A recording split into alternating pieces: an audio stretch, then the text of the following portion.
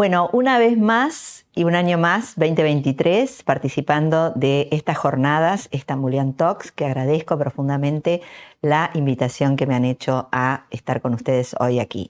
El tema que me toca hablar es acerca de la menopausia y qué sabemos acerca de la terapia hormonal de reemplazo. Para empezar, primero quiero aclarar algunos términos que muchas veces llevan a la confusión, porque menopausia en realidad es una semana en la vida de una mujer porque representa la última menstruación que va a tener al final de su etapa cíclica. Y de ahí, el año posterior sería todo el periodo donde uno considera que se producen estos cambios que vienen a continuación de esa última menstruación. Como vemos aquí en el gráfico, la fecha de la última menstruación está precedida de años de preparación, que sería la última parte de la etapa cíclica de la mujer. Y quiero aclarar que la etapa cíclica es la que va desde la menarca o primera menstruación hasta esta última menstruación o menopausia. Es decir, que llamamos perimenopausia a todos los cambios físicos, psicológicos y emocionales que se producen alrededor de esa semana de la última menstruación. Premenopausia son los años anteriores a esa última menstruación y posmenopausia a los años posteriores. Si tenemos en cuenta un periodo de tiempo, la menopausia ocurre alrededor de los 50 años, entre los 45 y los 55, y todo ese periodo previo y posterior a la última menstruación se denomina climaterio. Así como llamamos adolescencia a los cambios hormonales que ocurren al inicio de la etapa cíclica de una mujer, climaterio sería lo que ocurre al final de esa etapa cíclica.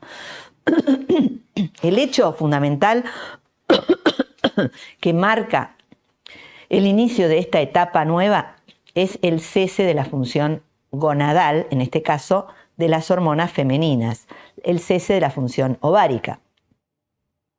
Al hombre también le pasan cosas y al hombre también el testículo empieza a dejar de producir hormonas a medida que pasa el tiempo. Pero, como lo vemos aquí en el gráfico, la caída de la producción de hormonas masculinas en el varón tiene un gradiente lento y progresivo a partir de los 50 años, mientras que la caída de los estrógenos y la función ovárica de la mujer a partir de los 50 años es brusca y progresiva.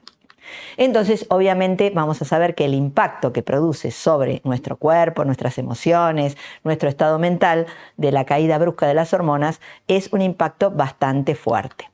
¿Dónde se van a ver las repercusiones de esas caídas hormonales? Bueno, por un lado, desde el punto de vista físico, vamos a tener modificaciones en la piel, en el pelo, en las uñas, modificaciones en el aparato cardiovascular, modificaciones en el aparato óseo y las articulaciones, un impacto importante en los órganos genitales, tanto en la vulva como en la vagina y en las mamas, modificaciones en el sistema nervioso central, modificaciones en la boca y en la vista, ¿no? Acá como tenemos nuestra comediante Maitena, que siempre es muy oportuna en comentar los cambios que nos ocurren a las mujeres. Pero también va a haber un impacto psíquico, porque los estrógenos tienen una importante función en la modulación del humor y en las modulaciones cognitivas. Por lo tanto, va a haber un impacto en los trastornos cognitivos asociados y un impacto importante en las fluctuaciones del humor. Pensemos que los estrógenos transmiten y funcionan como moduladores del aparato del sistema nervioso central y están íntimamente relacionados con la modificación que ocurre también en neurotransmisores asociados al envejecimiento.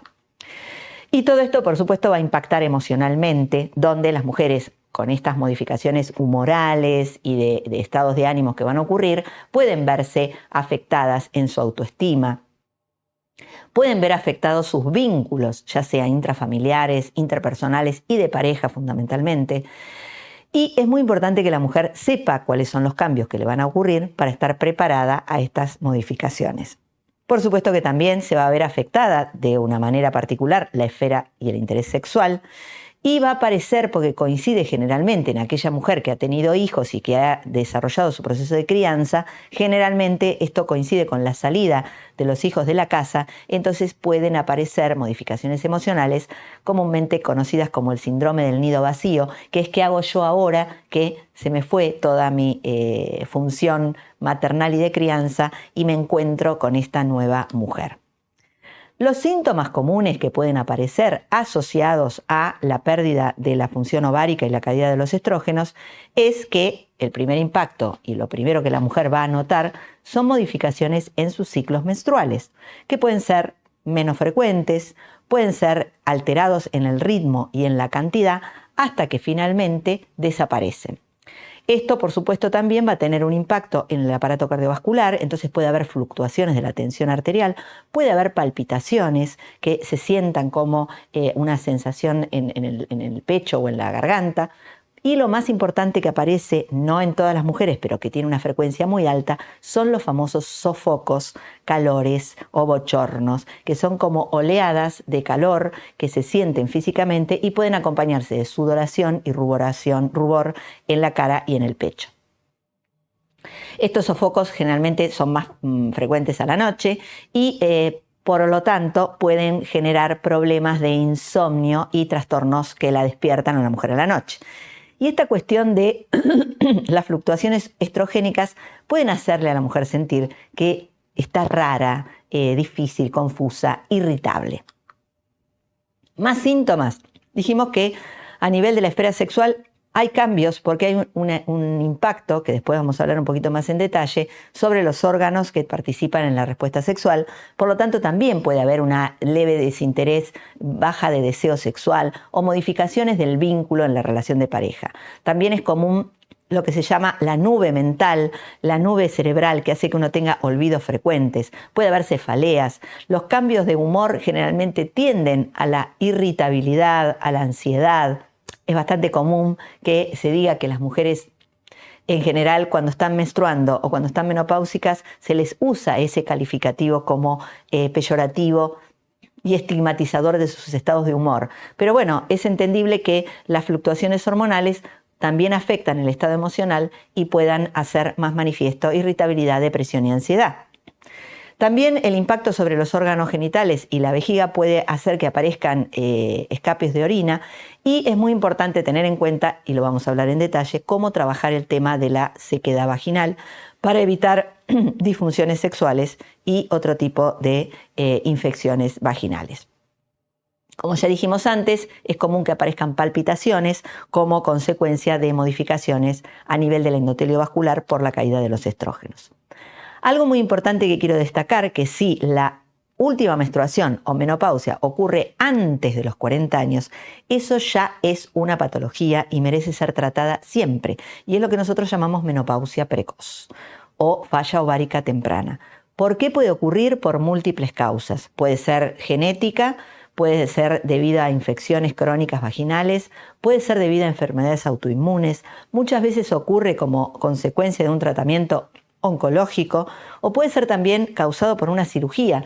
Muchas mujeres por una patología ginecológica requieren de la extirpación del útero y los ovarios tempranamente y eso establece lo que se llama falla ovárica precoz o menopausia precoz. Y un capítulo muy importante es el de los tóxicos o disruptores endocrinos, que hoy por hoy están muy en boga. Muchas sustancias que son tóxicas y que en realidad no son tóxicas, tienen una estructura química muy parecida a las hormonas nuestras, a los estrógenos y a otras hormonas, a las hormonas tiroides. Entonces, cuando ingresan en el organismo, ocupan los receptores de esas hormonas que nosotros tenemos y confunden al sistema endocrino. Por eso se llaman disruptores endocrinos. Y esas sustancias muchas veces se encuentran en cosméticos, protectores solares, plásticos, juguetes que usan los niños, envases plásticos que traen algunos líquidos o bebidas. Entonces hay que ser muy cautelosos, sobre todo en niños y niñas, en leer bien las etiquetas y descartar que tengan parabenos, dioxinas u otras sustancias tóxicas que puedan accionar como disruptores endocrinos en nuestro organismo y traer problemas de fertilidad, problemas hormonales o en muchos casos menopausia precoz. ¿Por qué son importantes las hormonas sexuales, estrógenos y progesterona y andrógenos? Porque fíjense que en el cerebro todos esos puntitos de colores marcan los receptores que responden a las hormonas. Es decir, las hormonas no solamente actúan a nivel sexual, sino también actúan a nivel cognitivo, como se ve ahí en la corteza prefrontal. En el cerebelo hay una gran cantidad de receptores hormonales. El cerebelo tiene que ver con las funciones de equilibrio. Y en el sistema límbico, en toda la parte emocional y hormonal, y también en el sistema nervioso autónomo. Es decir, que funciones como el estrés, la cognición, las funciones hormonales, el equilibrio, también dependen de las concentraciones hormonales. Pero ¿qué es lo que pasa en la menopausia? En la menopausia el ovario deja de producir estrógenos y progesterona y eso hace que la hipófisis, que es una glándula que está metida dentro del cerebro y que es la que maneja el funcionamiento del ovario, empiece a aumentar la producción de la hormona que estimula el ovario. Por eso los médicos nos damos cuenta cuando una mujer está entrando en la menopausia porque esa hormona folículo estimulante o FSH empieza a aumentar. Cuando empieza a aumentar esa hormona quiere decir que la hipófisis está detectando que los estrógenos bajan y le dice al ovario, che, tenés que producir más cantidad de estrógenos. Pero llega un momento que el ovario, ¡ping!, deja de funcionar y entonces la FSH queda alta y vamos a ver cómo la función hormonal se traduce a otros tejidos, pero el ovario deja de funcionar. Entonces, durante esa transición, los folículos y el ovario generan una resistencia a la FSH, esa FSH aumenta y entonces los niveles de estradiol empiezan a descender. Y esta disminución de los estrógenos va en primera instancia a producir una disminución en los tejidos efectores, en el hueso, en la memoria, en el cerebro, como vimos todos esos receptores que hay en el cerebro, en el aparato cardiovascular y en el aparato genital, en la vagina, la vulva y en la vejiga y en la uretra.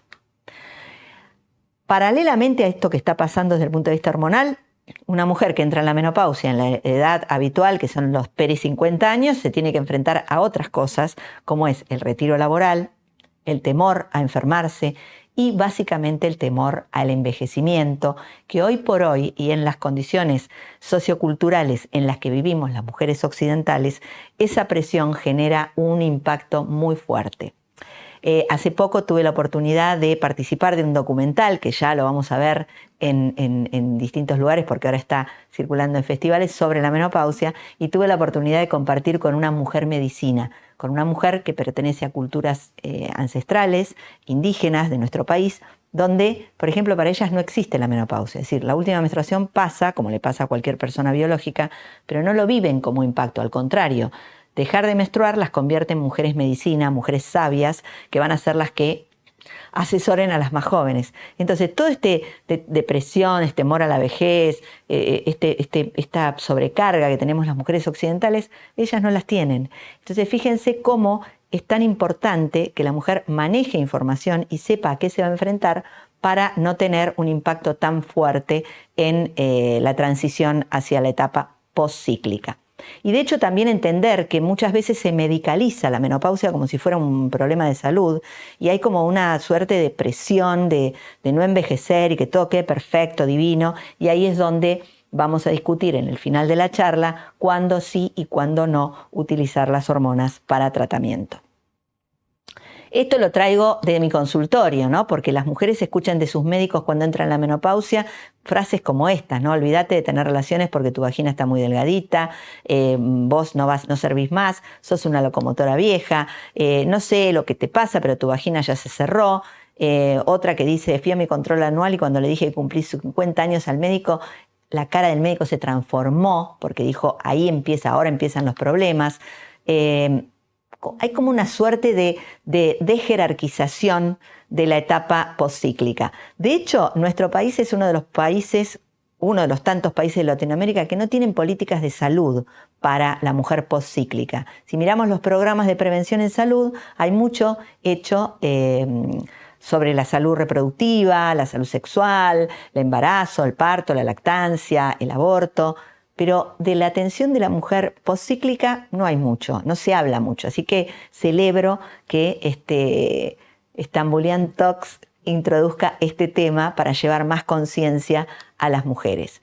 Entonces, Cuando se produce el cese de la función ovárica y hay una franca disminución de los estrógenos a nivel corporal, obviamente va a haber un impacto en los órganos blancos.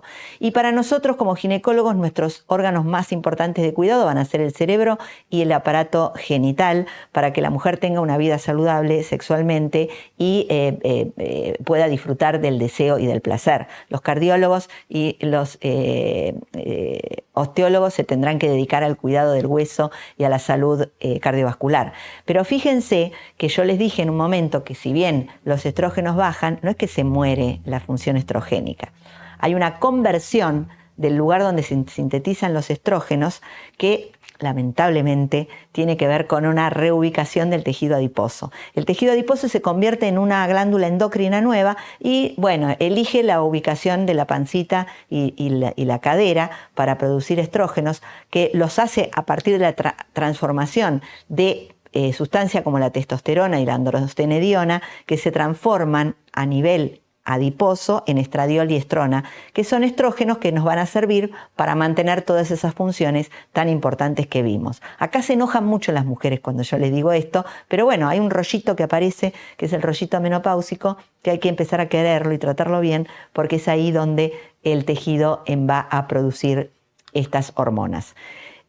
Otra aclaración que hay que entender que ocurre como proceso de transformación es la osteopenia, es decir, el hueso trabecular empieza a perder densidad mineral y se hace un poco más aireado, y eso es un proceso fisiológico que ocurre en todas las mujeres, y la osteopenia va a ocurrir en todas las mujeres después de la menopausia, porque tiene que ver con que esa mujer ya no va a gestar más y no va a tener que soportar una carga de un embarazo y una gestación, entonces la naturaleza sabiamente hace que el hueso esté un poco más liviano y aireado. Pero eso es diferente a lo que es la osteoporosis, que es una enfermedad y que se produce cuando esa aireación natural que va a ocurrir después de la menopausia ocurre en un hueso que ya está mal configurado desde la adolescencia. De aquí la importancia que insistamos tanto en una alimentación saludable en jóvenes y adolescentes, porque es el momento donde se hace el capital óseo, donde se guardan las reservas para que cuando yo llegue a la menopausia y empiece la osteopenia, no me quede sin hueso en la cuenta bancaria de los huesos. Entonces, sí, es importante acompañar el proceso, hacer un buen diagnóstico y que la mujer, antes de que entre en la menopausia, recapacite en su alimentación, en su dieta y refuerce su actividad física para evitar que esa pérdida de la mineralización del hueso sea nociva para la salud. ¿Y qué pasa con la respuesta sexual? La caída de los estrógenos obviamente llevan a un enlentecimiento en la fase de excitación. La sexualidad no muere, la sexualidad es una función que nos acompaña desde que nacemos hasta que nos morimos, pero hay modificaciones de acuerdo a la etapa de la vida en la que estamos. Entonces, ese enlentecimiento en la fase de excitación hace que los orgasmos sean un poco más retrasados, se necesite más tiempo para la fase excitatoria, y esto es importante que la mujer lo conozca para conversar con su pareja, para que el tiempo que necesita de excitación y de entrada en una respuesta sexual sea más largo y se prolongue. Porque si no, si la mujer tiene dolor o no llega a tener una buena excitación, el deseo va a disminuir. Y volvemos al ejemplo del hueso. Como el deseo empieza a bajar un poquito, si yo no le doy una buena estimulación, voy a caer rápidamente en una falta de deseo sexual. Por supuesto que los tejidos eréctiles, tanto de la vulva como de las mamas, pierden turgencia, y entonces eso es lo que hace que necesite mayor tiempo. De la misma manera que un pene pierde erección, la erección no es la misma porque el tejido eréctil va perdiendo turgencia a medida que pasa el tiempo. Pero los tejidos eréctiles vulvares, como están adentro y no se ven, necesitan más tiempo que un pene para erectarse.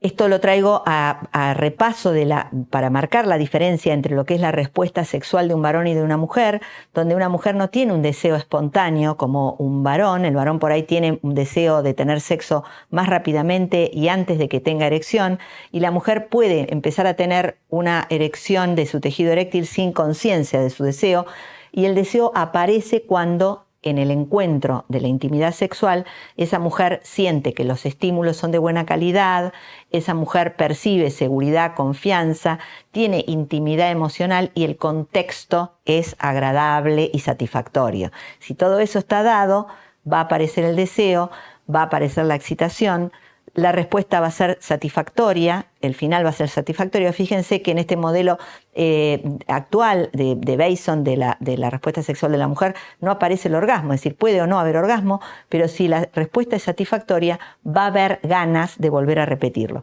Y esto lo traigo porque una mujer que llega a la menopausia y no tiene un buen contexto de intimidad puede caer en la falacia de que tiene deseo sexual hipoactivo y el profesional se puede confundir y catalogarla como que no tiene deseo sexual, y en realidad, y achacárselo a las hormonas y a la menopausia, y a lo mejor lo que le está pasando es que es una mujer aburrida, desmotivada y que necesita recrear su contexto y su escenario sexual para poder recuperar el deseo.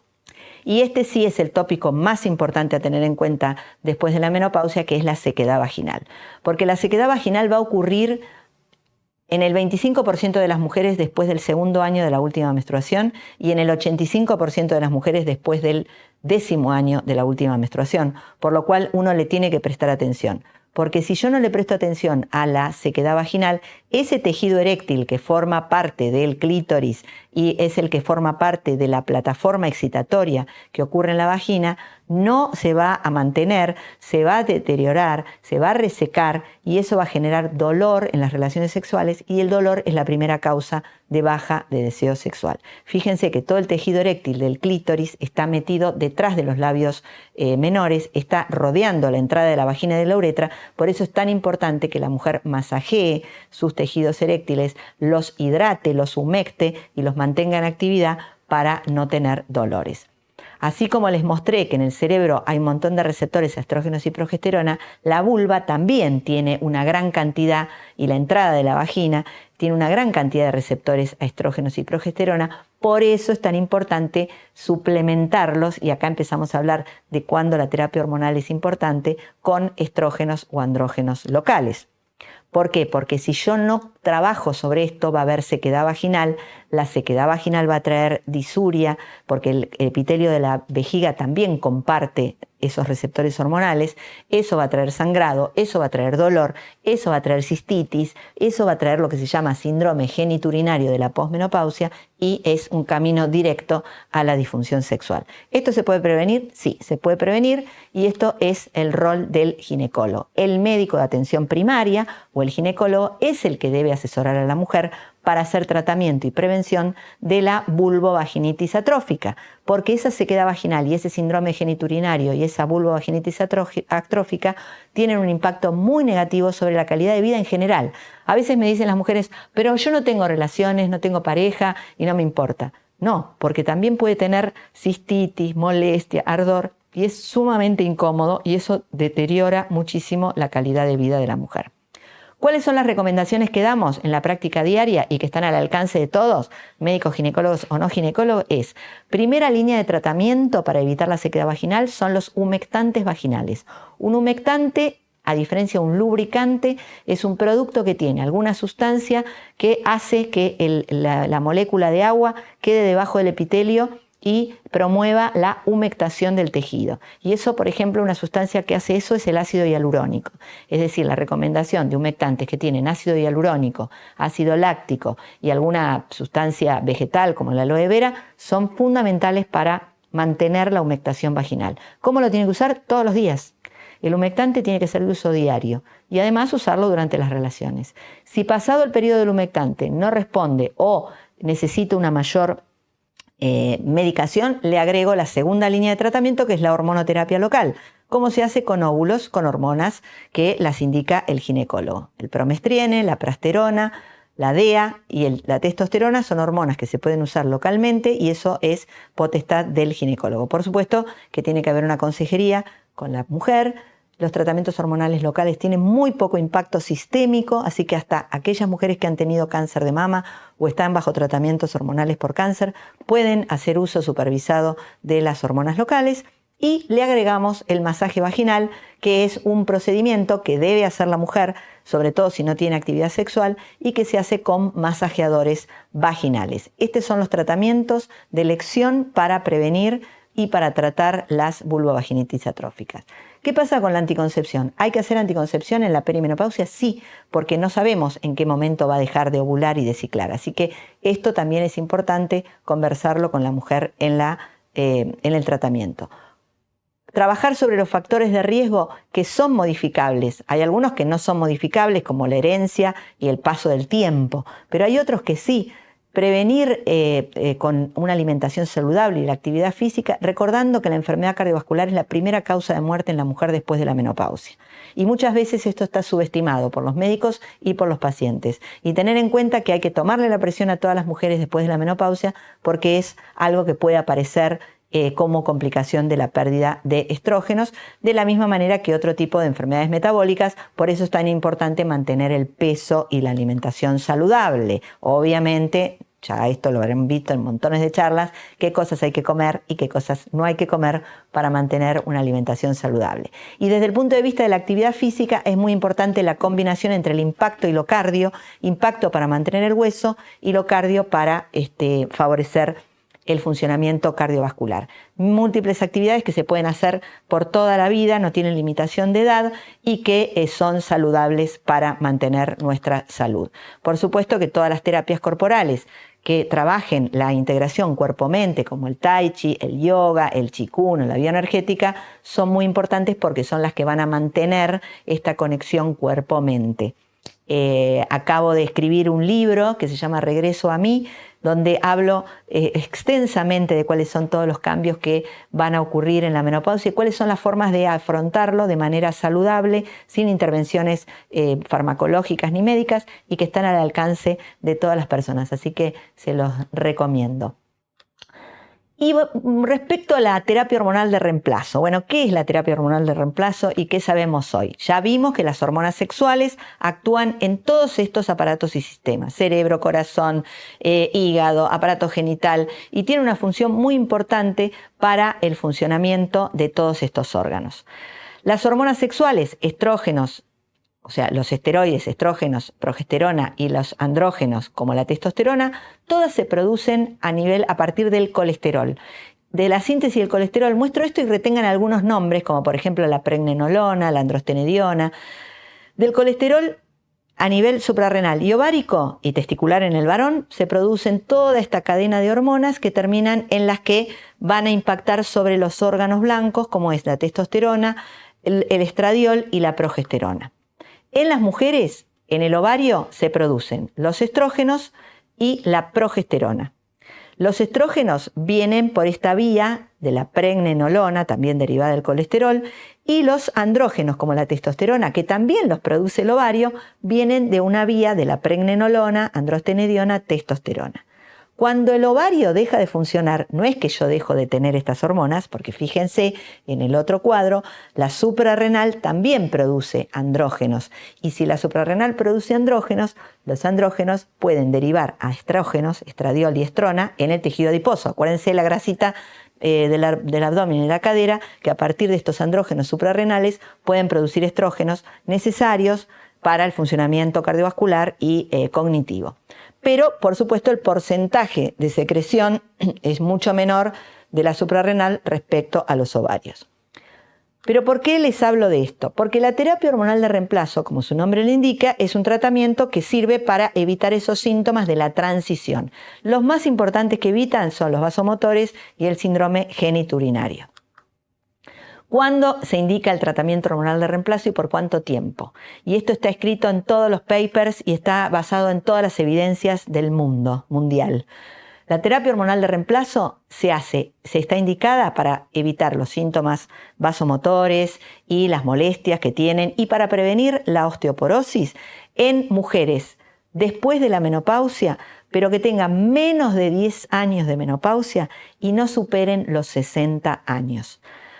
Y por supuesto es muy importante que uno evalúe, el médico, las contraindicaciones por otras enfermedades que tenga, otros factores de riesgo y por comorbilidades que puedan verse afectadas. ¿Por qué? Porque todos los análisis muestran que una mujer joven o próxima a la menopausia se va a ver beneficiada en su aparato cardiovascular y en su sistema óseo si yo inicio una terapia hormonal de reemplazo acorde y según los criterios médicos de diagnóstico.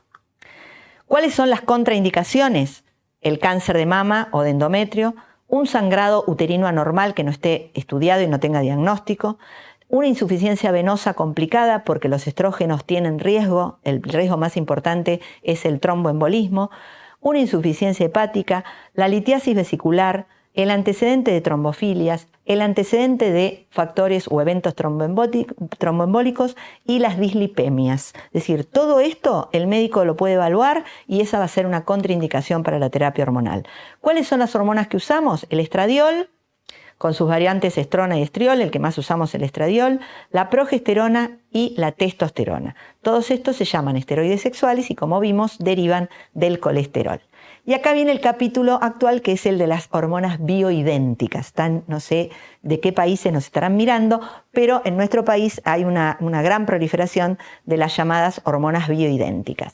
Las hormonas bioidénticas son hormonas que tienen una estructura molecular idéntica a la que produce el ovario o el testículo y que provienen de productos de sustancias, por ejemplo, vegetales. Por ejemplo, hay un montón de drogas que se usan en la industria farmacéutica, por ejemplo, la digital, que es una droga cardiológica, viene de una planta. Las hormonas bioidénticas son productos como el estradiol, la progesterona o la testosterona o la pregnenolona, ¿se acuerdan que la vimos en la vía de la síntesis de las hormonas esteroides? Pero que vienen de hormonas de la síntesis a partir de plantas. No son naturales, son de síntesis, pero en lugar de venir del tejido ovárico, vienen de plantas. Son recetadas bajo receta magistral, porque no están en los medicamentos como tenemos hormonas también bioidénticas, pero que son de síntesis y producidas en un laboratorio. El tema que hay entre la bioidéntica y la hormona de síntesis de los productos que usamos para terapia hormonal de reemplazo es que la bioidéntica no tiene una evidencia científica que me pueda evaluar la calidad del producto porque la hace una farmacia, la receta es magistral y la indica un médico con una dosis acorde a cada paciente en particular y no hay forma de compararlo para tener un registro estadístico de calidad y eficacia del producto. Entonces, volviendo a lo mismo, hay pregnenolona bioidéntica, hay androstenediona bioidéntica, testosterona, estrógeno y estradiol. Pero también hay bioidéntica de la terapia hormonal de reemplazo que utilizamos para el tratamiento de los síndromes menopáusicos. ¿Cuál es la diferencia entre una terapia hormonal de reemplazo de prescripción médica que se hace bajo receta y tiene un respaldo de la industria farmacéutica y está validada y demás? Bueno, está validada por la FDA, está aprobada, la bioidéntica no. Las dosis tienen farmacovigilancia, son precisas y consistentes. La bioidéntica no, porque es una receta magistral. La seguridad está aprobada porque hay ensayos clínicos que reprodujeron esa producción. La bioidéntica no. La eficacia está evaluada y probada. La evidencia científica está publicada en trabajos, mientras que la bioidéntica no tiene evidencia científica. Esa es la gran diferencia. Las hormonas son exactamente iguales. Y cada uno elige la vía de administración. Nosotros en el mercado tenemos disponibles, según la Asociación Argentina para el Estudio del Climaterio, distintos fármacos que se pueden usar por vía oral. Tenemos estradiol micronizado, que es bioidéntico, que se puede usar en dosis baja como 1 miligramo o 2 miligramos. Tenemos el valerianato de estradiol y tenemos el estradiol transdérmico, que se puede utilizar, que es bioidéntico y que tenemos las dosis que conocemos. También tenemos progestágenos bioidénticos como la progesterona micronizada y también tenemos testosterona, que no hay formulación, y acá está la gran diferencia, porque en la Argentina no existen formulaciones de venta farmacéutica para dosis de mujeres. Las dosis de mujeres son 300 microgramos por día y eso no existe en el mercado hoy. Entonces, la única evidencia para el uso de la testosterona en mujeres posmenopáusicas es la pérdida del deseo sexual asociado a distrés, y el distrés lo diagnostica un sexólogo o un ginecólogo avesado. Y la vía de administración de la testosterona avalada y probada es la transdérmica, es decir, en gel. Y estos datos tienen una moderada acción terapéutica, según investigadores que trabajan en el uso de testosterona. ¿Cuándo se indica la terapia hormonal de reemplazo con estrógenos, con progesterona, con testosterona? Cuando hay una falla ovárica temprana o menopausia precoz O cuando yo estoy en la ventana de oportunidad terapéutica. Recordemos que la ventana de oportunidad terapéutica es la perimenopausia, los menos de 10 años de la última menstruación o mujer menor de 60 años sin factores de riesgo y sin contraindicaciones para la misma. ¿Ventajas que tiene la terapia hormonal de reemplazo? Sí, muchas. Mejora los síntomas vasomotores, los sofocos, la calidad de vida, previene la pérdida de la masa ósea, previene y trata la atrofia vulvovaginal, mejora la sexualidad, reduce la mortalidad cardiovascular y mejora la calidad de vida, siempre y cuando, además de la terapia hormonal de reemplazo, yo acompañe con hábitos sexuales saludables, actividad física, alimentación, espiritualidad, meditación, bueno, y todo lo que yo digo en mi libro Regreso a mí, que se los vuelvo a recomendar. Otros tratamientos, si no se usa la terapia hormonal de reemplazo, puede ser los moduladores del receptor de estrógenos, como por ejemplo la tibolona, los fitoestrógenos, que son estrógenos de mucha menor potencia, pero estos sí están en la soja, por ejemplo, en los derivados vegetales. Algunos antidepresivos que están comprobados tienen muy buena eficacia en los sofocos, como la paroxetina en una dosis más baja que la que se usa en depresión. Y acaba de salir una droga que es fezolinetant, que es un inhibidor específico de algunos receptores que funcionan en el cerebro, que tiene muy buena respuesta en los síntomas de sofocos, pero que todavía no está disponible, está aprobado por la FDA, y no está disponible en la Argentina. Y por supuesto las terapias complementarias como la ayurveda y la acupuntura, que tienen muy buena respuesta, sobre todo en aquellas pacientes que no aceptan el tratamiento hormonal o que lo tienen contraindicado por las causas que ya vimos. Por supuesto, y para terminar, todo esto debe ser acompañado de un buen asesoramiento médico, así que la recomendación siempre a las mujeres es que pueden mirar en internet y ver qué es lo que pasa en las redes sociales, pero nada reemplaza a la consulta con tu médico o tu médica de confianza para tener una buena asesoría y para tener una correcta información. Porque la mejor forma de transitar la menopausia y todo lo que viene después, que es la vejez, es tener conciencia, conocimiento y llevar una vida saludable y tener una buena calidad de vida. Bueno, muchas gracias y me dispongo a vuestras preguntas. Buenísimo, Doc, súper completo. Yo estuve tomando nota de algunas cosas. Vamos a simular un bloque de preguntas porque, bueno, como se habrán dado cuenta, la doctora no está de cuerpo presente, pero está en espíritu. Que es muy importante. Es muy importante. La primera que se me ocurre antes de leer la lista, en relación a las últimas slides, ¿qué recomendación le darías al profesional, ya sea un especialista en ginecología o alguien que por ahí tiene instancia de aconsejar a la mujer perimenopáusica, para aquella mujer que por ahí llega a esa etapa de la vida con cierto hartazgo de seguimientos y qué sé yo, y quiere manejar su propia menopausia de manera muy personal y no guiada? Bueno, hay hoy por hoy, con las nuevas tendencias y la visión ecofeminista que nos invade, muchas mujeres quieren acompañar los procesos de manera natural. Y es totalmente válido, por eso yo me centro en 4 pilares fundamentales, que son la alimentación, que tiene que ser acorde a la etapa de la vida en la que la mujer está transitando, quizá revisar algunos aspectos que tienen que ver con el consumo de lácteos, qué tipo de lácteos consumir, bajar el consumo de harinas, trabajar con el tema de la inflamación intestinal. La alimentación es muy importante. La actividad física, que debe cambiar, digamos, uno si viene haciendo una actividad, siempre pongo mi ejemplo, ¿no? Yo juego al tenis. Entonces, bueno, juego al tenis ahora en otra categoría, ya no tanto, uno va cambiando. El tenis, por ejemplo, es un deporte que se puede hacer durante toda la vida, pero si vos haces un deporte de más fricción, no sé, jugás al hockey, por ahí tenés que cambiar de actividad.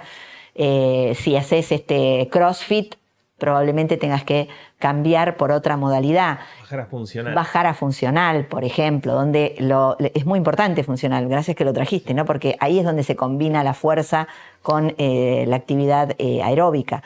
La espiritualidad es muy importante, porque la espiritualidad, fuera de lo que es la religión, ¿no? No tiene nada que ver con la religión. Es el regreso a uno, el estar en contacto con uno mismo, el conectarse con qué te dice tu propio ser interior. Yo tomo mucho esto que de las mujeres medicina, ¿no? Esta mujer sabia. y que de hecho, si una occidental se pone a ver esto, también nos pasa, porque nos convertimos en mujeres sabias, ya no vemos las cosas como las veíamos antes, tenemos un plus de conexión con la sabiduría, con la experiencia. ¿Y qué es lo que te hace decir, esto lo voy a hacer, esto no, por acá sí, por acá no? Y la sexualidad, que hay que mantenerla activa, también de una manera diferente.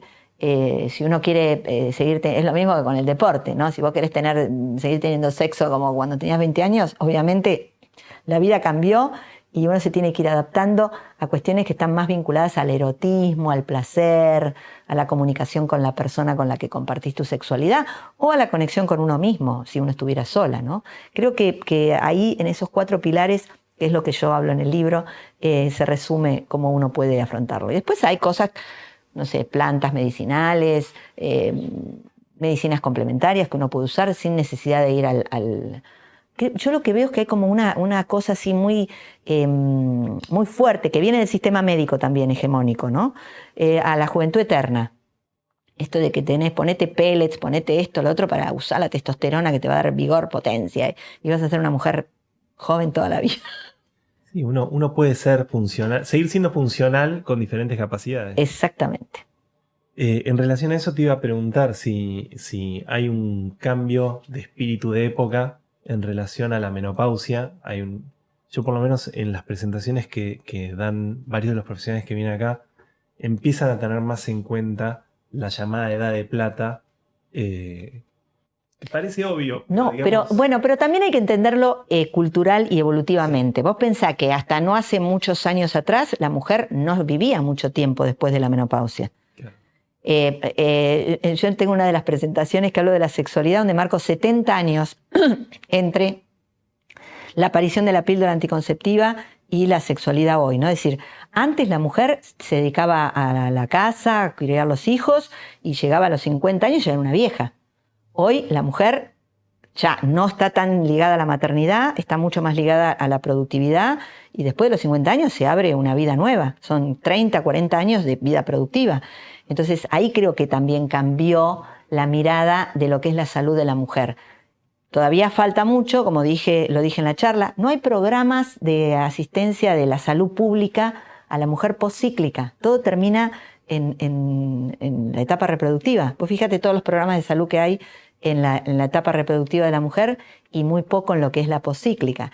Y entonces ahí ya se empieza. Y también la otra cosa que cambió, que se despatologizó la menopausia, es decir, cuando yo era residente se hablaba de que era un problema de salud y aparecían un montón de fármacos. Está el famoso trabajo WI de la terapia hormonal de reemplazo, donde se empezó a dar hormonas a todo el mundo y después se vio que se morían o tenían trombosis porque ahí se metieron todas las mujeres y no se hizo esta catalogización de la ventana de oportunidad de tratamiento, los factores de riesgo, los 60 años como un límite. Entonces creo que ahí es el gran cambio de paradigma y hay que celebrarlo, obviamente, porque todavía estamos construyéndolo al paradigma. Pero bueno, acá estamos. En relación a la menopausia temprana, vos mencionaste en un momento el tema de los disruptores endócrinos. Sí. Y la pregunta sería, ¿a partir de qué momento debería generarse conciencia sobre estos disruptores? Las niñas y niños. Yo escuché a los endocrinólogos y especialistas que trabajan en eso y me asombró el hecho de que, por ejemplo, la botellita donde llevan el líquido al colegio, el tupper donde llevan la comida, es decir, todos esos productos plásticos puestos y ahora de hecho ya está empezando a aparecer en la industria parabeno free, ¿no? Es decir, todas esas recipientes, lo mismo que las cremas que se usan para la cara, los lápices de labios, los protectores solares. Hay países europeos, por eso a veces le decimos a las mamás con los niños chiquitos, compren los protectores solares importados, porque hay países donde tienen obligación de no introducir disruptores endócrinos en esos productos cosméticos, porque la piel absorbe todo eso. Claro. Nosotros todavía esa reglamentación no la tenemos. Entonces es muy importante que desde la niñez se empiece a trabajar. Con los pediatras son los primeros que ahora están hablando con las mamás de, bueno, ¿cómo lleva el niño el producto al colegio? El tupper que calentás en el microondas, por ejemplo. La botellita que yo me acuerdo que te terminaba la botellita de agua y la volvías a llenar. La botella de plástico, ¿cuánto tiempo está expuesta al sol en la distribuidora, por ejemplo? hasta que llega a tu mesa. Bueno, todo eso hay que empezar a revisarlo y hay que hacerle generar conciencia a los niños y niñas, que ya lo están teniendo. Hay mucho movimiento ecologista que está haciendo tomar conciencia sobre eso. Pero creo que las mujeres tienen que empezar a mirar las etiquetas de los productos que se ponen en la piel, en la cara, en los labios, y empezar a... Los tampones, por ejemplo, que van adentro de la vagina, las copas menstruales que no están testeadas, copas menstruales que no tienen un testeo de que la silicona médica que se usa es la correcta. Entonces, todas esas cosas son conciencia que hay que empezar a mirar. Porque esos productos, hay una lista enorme de disruptores. Y hay un fenómeno que tiene el disruptor, que no me acuerdo el nombre en este momento, pero que no es dosis dependiente. O sea, vos podés tener una cantidad enorme de disruptor y que no pase nada. Y tenés un poquito así y sí. Y tampoco es en el tiempo.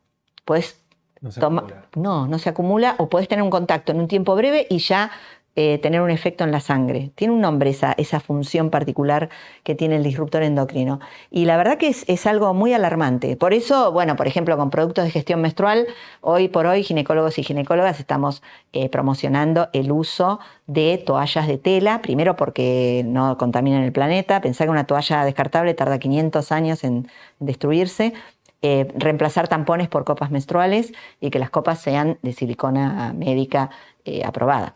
Es también una invitación a un cambio de cabeza en cuanto a la gestión personal de ese Totalmente, totalmente. No, es difícil hacerlo, pero bueno, para eso estamos los profesionales de la salud, para generar conciencia y transmitir. Creo que los pediatras en ese sentido son una piedra fundamental porque son los que están en contacto directo con las mamás y niños y niñas. Respecto a la menopausia temprana. Precoz, sí. Precoz. El uso inadecuado de anticonceptivos orales o los ciclos de tratamientos de fertilidad, teniendo en cuenta la reserva ovárica, ¿acelera la llegada de la menopausia? Vos sabés que eso no ocurre. Uno podría pensar que sí, puede pasarle a algunas mujeres y a otras no. La evidencia muestra que no hay una relación directa porque yo no hago fertilidad, así que estoy hablando por lo que escucho de mis colegas.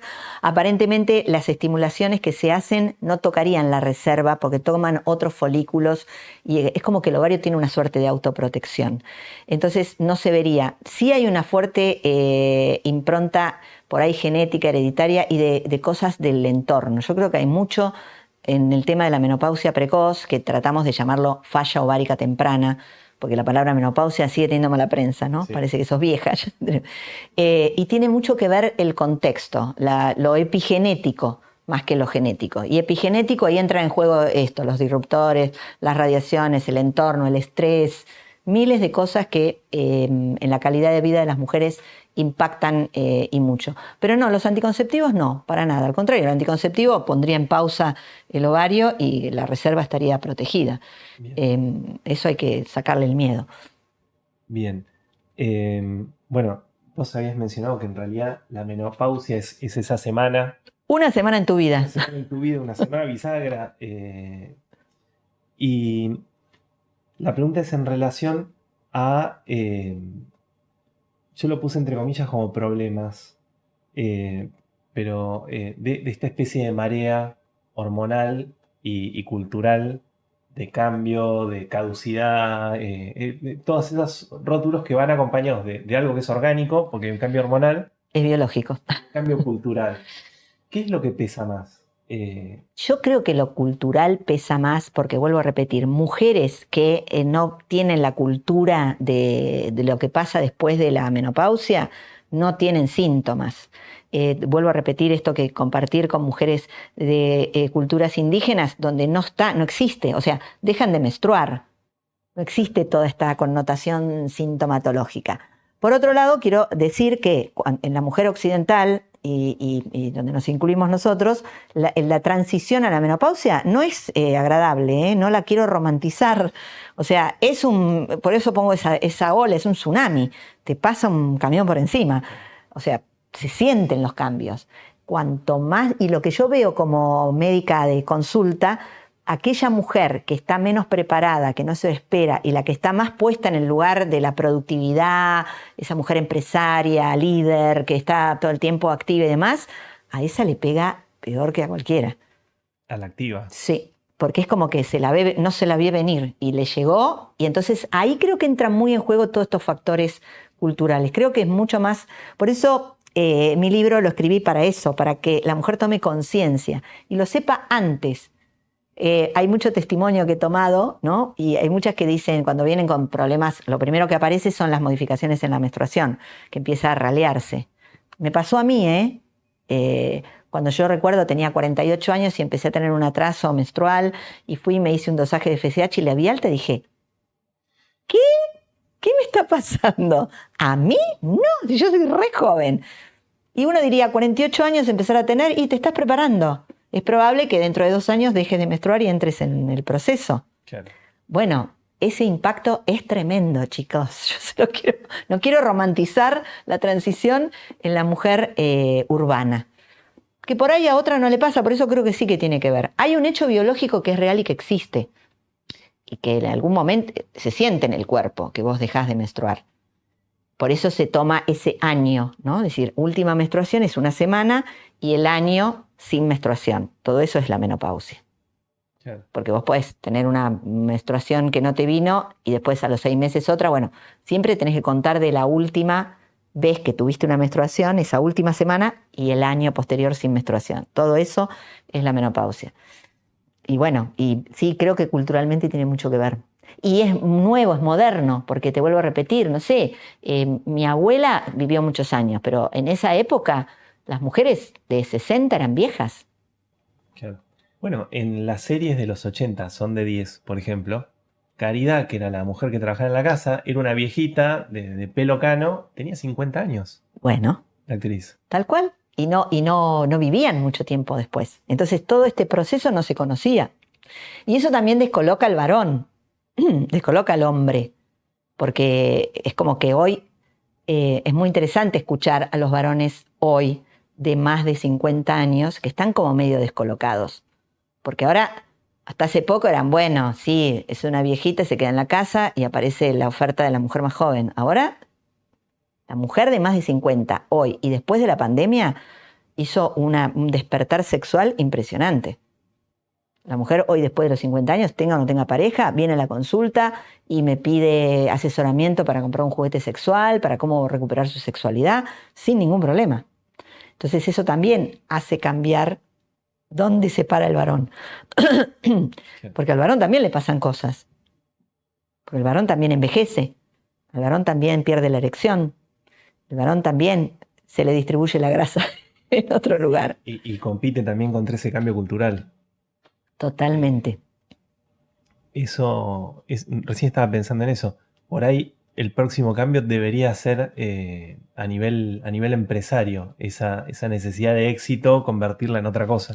Bueno, vos sabés que en la proyección de la película te contaba que hicimos una película argentina con una cineasta argentina que se llama Umbral, que se va a estrenar a fin de año acá en Buenos Aires, ahora está circulando en festivales, y en la presentación que se hizo en el Festival en La Plata, que estuvimos nosotras presentes, yo actúo como médica, los varones presentes hicieron una suerte de pedido de ¿y nosotros cuándo? ¿Y cuándo se va a hablar de lo que nos pasa? O sea, ya se está empezando a ver el movimiento de el varón. Yo tengo una encuesta en mi Instagram a varones de más de 50 sobre su sexualidad y tenés que ver cómo ellos me piden, yo quiero participar. Es anónimo la encuesta, la pueden hacer si quieren. Quiero participar. Y es muy interesante ver lo que les pasa. Porque damos por sentado que el varón no le pasa nada, ¿no? Pero el varón está atravesando. Los más jóvenes están en la época atravesando la deconstrucción de la masculinidad, en las nuevas masculinidades. Pero estos señores, ¿qué les pasa? El cambio del esquema corporal, de la forma de vincularse. Totalmente. Y de entender también el esquema del otro lado, ¿no? Que cambió radicalmente. Hoy la mujer posmenopáusica, la mujer de más de 60 años, está parada en un lugar completamente distinto a hace 20 años atrás. Y no te estoy hablando de un siglo. No, 20 años. 20 años atrás. Menos que son de 10. Menos. Tremendo. Doc, te pido, si tenés algo más para decir, hacer unas palabritas de cierre bien sucintas para la audiencia. Son profesionales de la salud, como ya sabes. Muchos son enfermeros, muchos son de farmacia y muchos son médicos generalistas o de APS que por ahí tienen oportunidad de hacer consejería.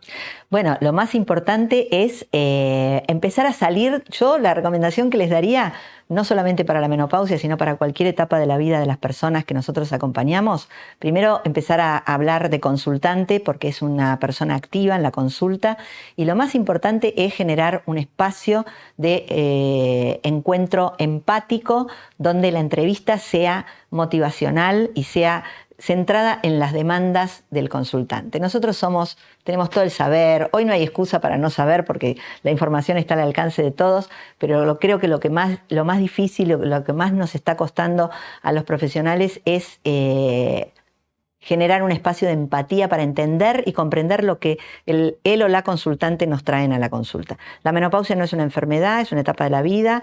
Las etapas de la vida son crisis vitales que todos tenemos que acompañar y no patologizar las cosas que no son patológicas y poder acompañar respetando siempre las creencias y la cultura de las personas que generalmente es distinta a la que tenemos nosotros o nosotras. Salir del modelo médico hegemónico creo que es el gran camino de la medicina que se viene para adelante. Así que bueno, gracias nuevamente a Stambulian Talks. Gracias, Francesco. Un placer, como siempre, participar de estos encuentros. Y bueno, espero la próxima estar online. Dale, ojalá.